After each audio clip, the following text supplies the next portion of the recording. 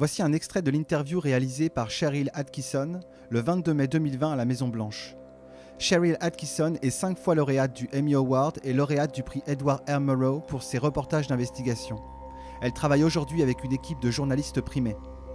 Full Measure est diffusé dans 43 millions de foyers et sur 162 stations du groupe Sinclair Broadcast dont ABC, CBS, NBC, Fox, CW, MyTV, Univision et Telemundo. Et pourtant, cela n'empêche pas Facebook de censurer cette interview. C'est-à-dire qu'il la supprime des murs et des groupes, puis bloque les comptes qui la partagent. Selon Facebook, cette vidéo serait une violation des standards de la communauté. Voyons ensemble de plus près quels sont ces standards. Selon l'avis de Facebook, dont tout le monde se contrefout, le président des États-Unis serait coupable par son discours d'un des motifs suivants: activité terroriste, haine organisée, meurtre de masse ou en série, traite des personnes, très ironique lorsque l'on sait tout ce que l'administration Trump a mis en œuvre pour lutter contre le trafic d'êtres humains, ou pour finir, de violence ou activité criminelle organisée. Vous aurez compris que tout ceci est frauduleux et ne correspond en rien avec le contenu de cette interview que vous allez voir, qui, je vous le rappelle, a été réalisée par une journaliste dont le sérieux n'est plus approuvé. Avant de lancer l'interview, j'aimerais tout d'abord remercier EER pour leur travail de sous-titrage, mais j'aimerais également passer un petit message à l'attention de Facebook.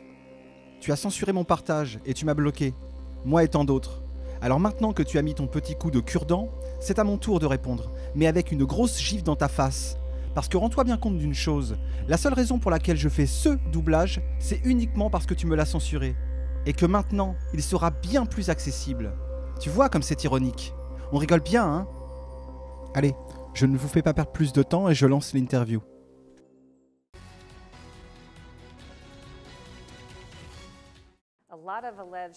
Beaucoup d'actes répréhensibles présumés ont été découverts récemment par le FBI et des officiels du renseignement, jusqu'à ce que vous nommiez Richard Grenell directeur par intérim du renseignement national.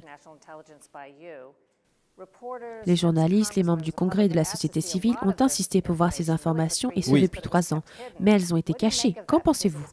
Parce qu'elles ont été cachées par des personnes travaillant pour votre administration. Richard Grenell est une superstar, il a eu le cran et le courage de faire ce qu'il a fait. Nous avons une autre superstar qui arrive, comme vous le savez, John Ratcliffe. Il vient d'être approuvé hier et il prendra la relève mardi. Richard Grenell a fait l'un des meilleurs travaux que je n'ai jamais vus. En peu de temps, il les a exposés comme étant corrompus. Regardez, ils ont essayé de faire tomber un président des États-Unis illégalement. Tout est illégal. Maintenant, je ne sais pas ce qui se passe. Nous espérons que Bill Barr va être aussi bon que nous le pensons parce que c'est un grand gentleman, un grand homme. Il doit utiliser cette information et faire ce qui est juste. Il fera ce qui est juste. Bill Barr fera ce qui est juste. Mais ce que Richard Grenell a fait pour ce pays est incroyable. Pourquoi a-t-il fallu Richard Grenell? Vous aviez d'autres personnes qui travaillaient dans votre administration. Parce qu'ils n'ont pas fait leur travail. Dan Coats n'aurait jamais dû laisser ça arriver. Dan Coats est resté là pendant 2 ans et n'a pas fait son travail. Il a ensuite été remplacé par une bonne personne issue des militaires, mais il n'était là que pour une courte période. Mais je suis tellement déçu que Dan Coats n'ait pas fait son travail. Jeff Sessions était un désastre en tant que procureur général. Il n'aurait jamais dû être procureur général, il n'est pas qualifié. Il n'est pas mentalement qualifié pour être procureur général. Il était le plus gros problème. Ce que je veux dire, c'est que Jeff Sessions a mis des gens en place qui ont été un désastre. Ils ont toujours eu le département de la justice, mais ils l'ont gardé sous Jeff Sessions.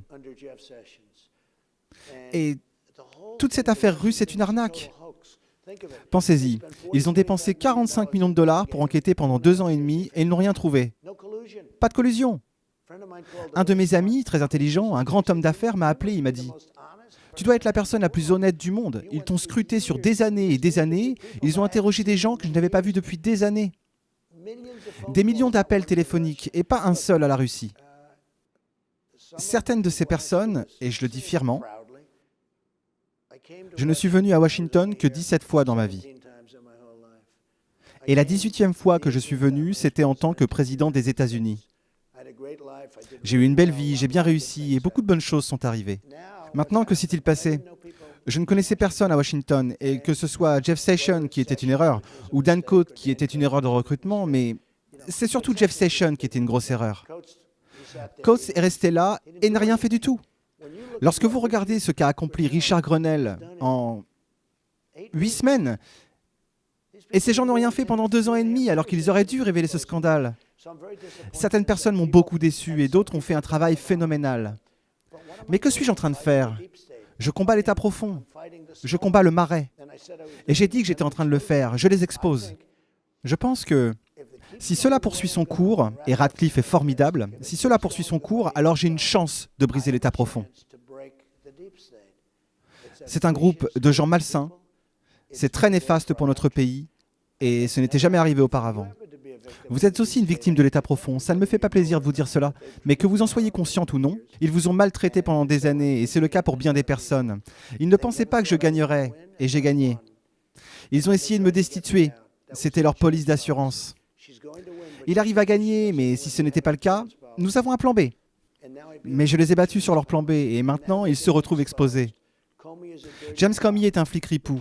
McCabe est un sale type. Ce sont tous des sales types.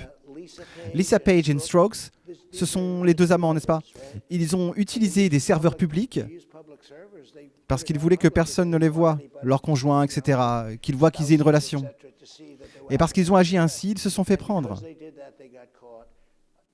Des choses incroyables se sont déroulées. Ils ont falsifié des documents. On les a attrapés. Ils avaient des gens qui falsifiaient des documents.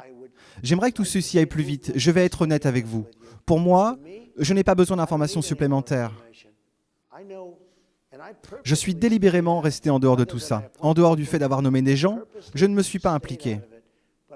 Mais je peux vous dire que ce qu'ils ont fait, si cela eût été le président Obama, si cela avait été un démocrate à la place d'un républicain, des gens seraient déjà en prison depuis 2 ans. Beaucoup de gens seraient déjà en prison depuis 2 ans, avec des peines de 50 ans. 50 ans. Mais on les a attrapés. Maintenant, espérons que Bill Barr va agir. Et vous savez, d'autres affaires vont sortir. Bien des choses vont sortir. Mais on n'en a même pas besoin. Ce qu'ils ont fait est si corrompu. Ils ont essayé de destituer un président des États-Unis dûment élu. Cette fois-ci, c'était moi. Et nous ne pouvons permettre que cela se reproduise.